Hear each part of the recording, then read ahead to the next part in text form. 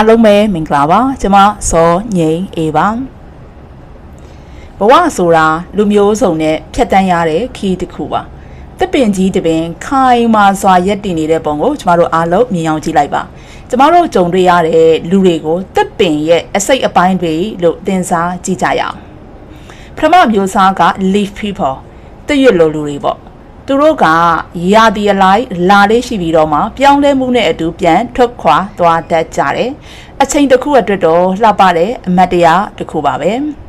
ဒုတိယအမျိုးအစားကတော့ branch people တက်ကိုင်းလိုလူတွေသူတို့ကကျမတို့ကိုထောက်ပံ့မှုပေးနိုင်တယ်ဒါပေမဲ့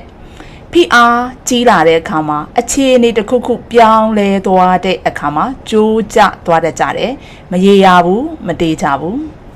ဒါပေမဲ့တမျက်နဲ့တူတဲ့အရင်ခံလူတွေ root people ဆိုတာကျမတို့မှာရှိကြတယ်သူတို့ကတော့တတိယအမျိုးအစားပေါ့သူတို့က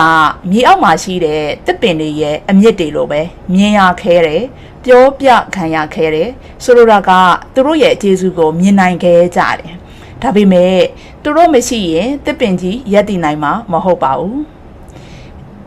အရင်ခံလူတွေကတင့်ကိုအမြဲတမ်းအကူအထားပြုရနေရဖြစ်စေတယ်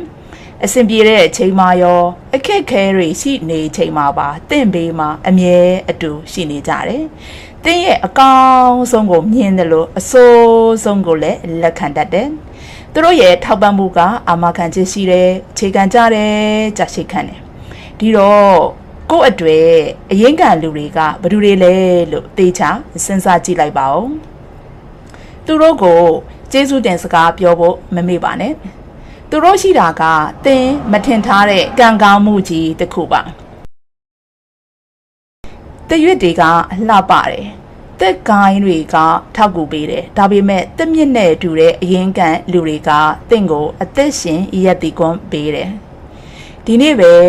သင်ရဲ့အရင်ကလူတွေကိုတေချာစဉ်းစားပြီးကျေးဇူးတင်ကြောင်းပြောပြအောင်ပြောလိုက်ပါနော်